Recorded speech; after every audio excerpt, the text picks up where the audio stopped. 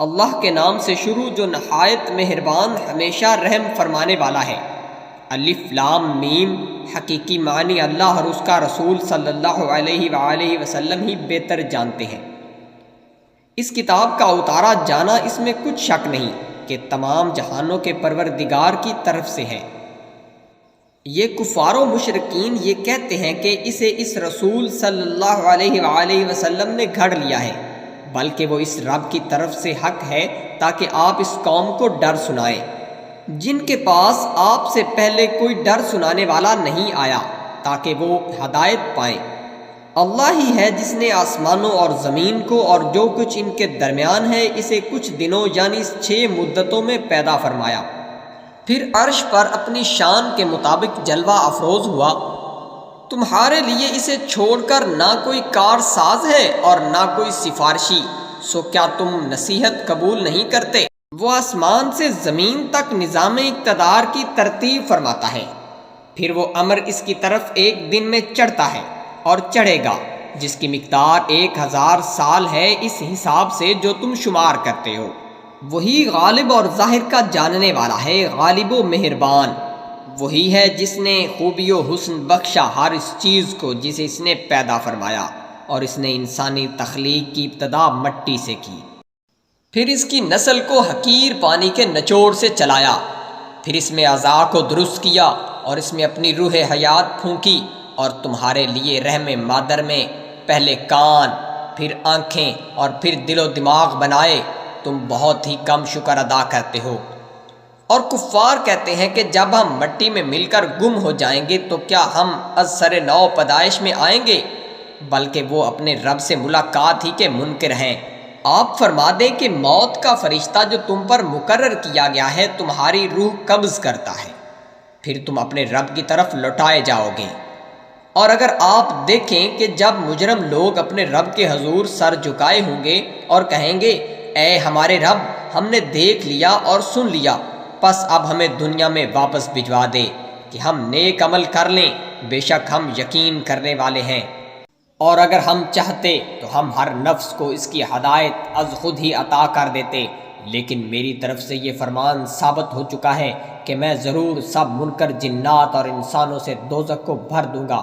پس اب تم مزہ چکھو کہ تم نے اپنے اس دن کی پیشی کو بھلا رکھا تھا، بے شک ہم نے تم کو بھلا دیا ہے، اور اپنے ان اعمال کے بدلے جو تم کرتے رہے تھے دائمی عذاب کا مزہ چکھو۔ پس ہماری آیتوں پر وہی لوگ ایمان لاتے ہیں جنہیں ان آیتوں کے ذریعے نصیحت کی جاتی ہے، تو وہ سجدہ کرتے ہوئے گر جاتے ہیں اور اپنے رب کی حمد کے ساتھ تسبیح کرتے ہیں اور تکبر نہیں کرتے۔ ان کے پہلو ان کی خواب گاہوں سے جدا رہتے ہیں، اور وہ اپنے رب کے خوف اور امید سے پکارتے ہیں اور ہمارے عطا کردہ رزق میں سے خرچ کرتے ہیں۔ سو کسی کو معلوم نہیں جو آنکھوں کی ٹھنڈک ان کے لیے پوشیدہ رکھی گئی ہے، یہ ان اعمال صالح کا بدلہ ہوگا جو وہ کرتے رہے تھے۔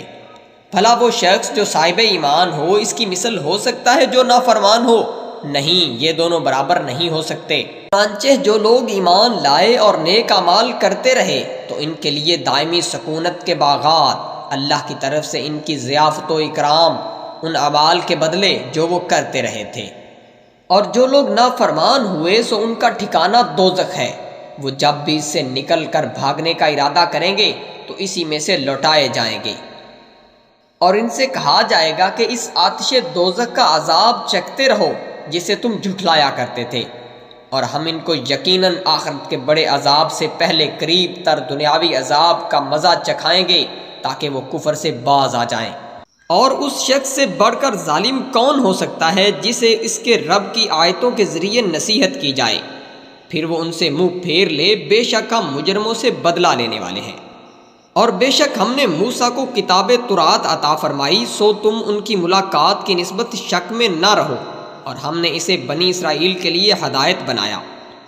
اور ہم نے ان میں سے جب وہ صبر کرتے رہے کچھ امام و پیشوا بنا دیے جو ہمارے حکم سے ہدایت کرتے رہے اور وہ ہماری آیتوں پر یقین رکھتے تھے۔